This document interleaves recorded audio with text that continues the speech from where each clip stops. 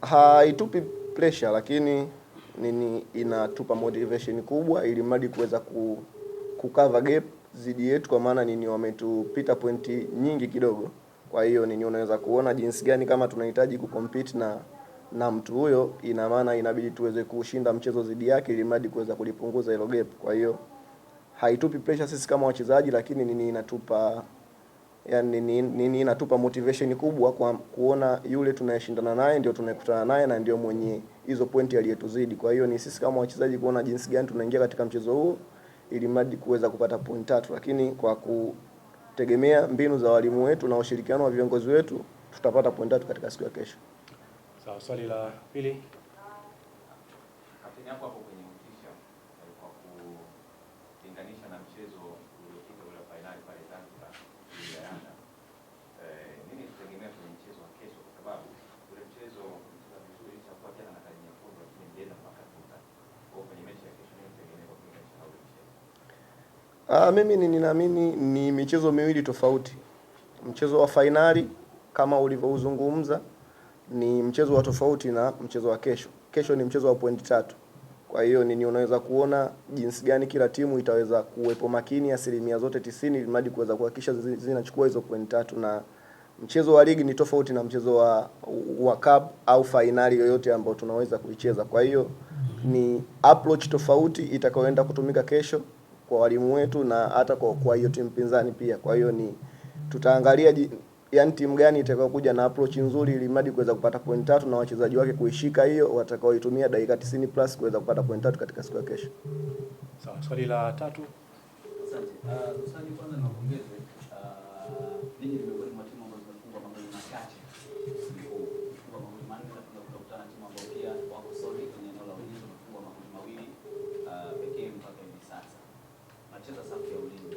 Nijiandaa kiasi gani kuona namna ambavyo mnakutana na timu ambayo ina washambuliaji ambao wamefunga magoli mengi zaidi kwenye ligi nzima?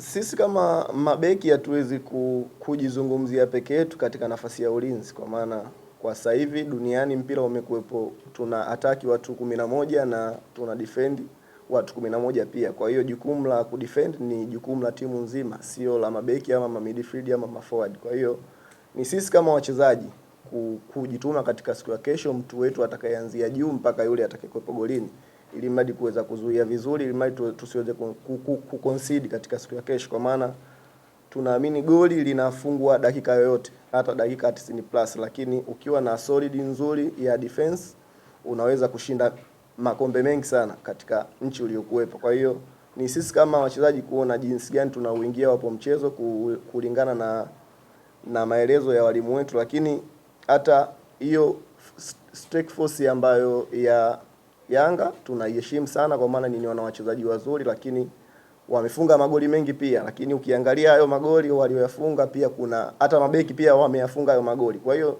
sidhani kama tutaingia na approach ya mtu mmoja kwamba eti tuwakabe sana ma striker ama tuwakabe sana mawinga ndio wanaweza kufunga, kwani timu yao yote ni mtu yote anaweza kufunga. Kwa hiyo sisi tutakuwa makini na timu yote ya Yanga itakayokuwa kesho kiwanjani, na sisi kama Azam FC tumejiandaa kucheza na timu bora na tutajiandaa kwa ajili ya kushinda kwa timu bora pia.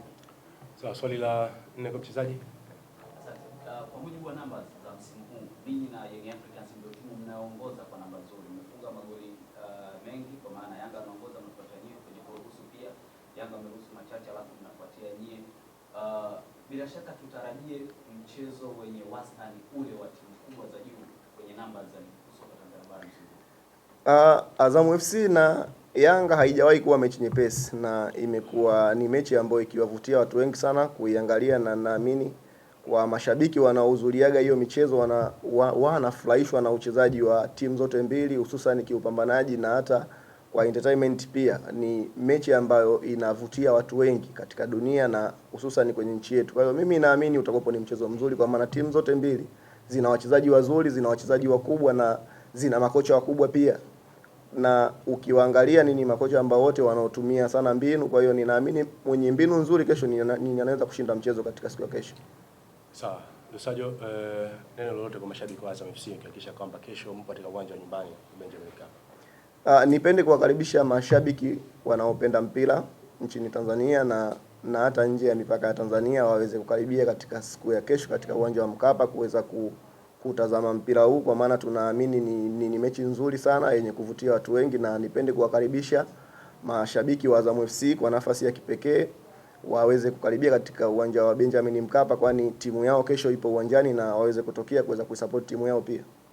Shukrani sana.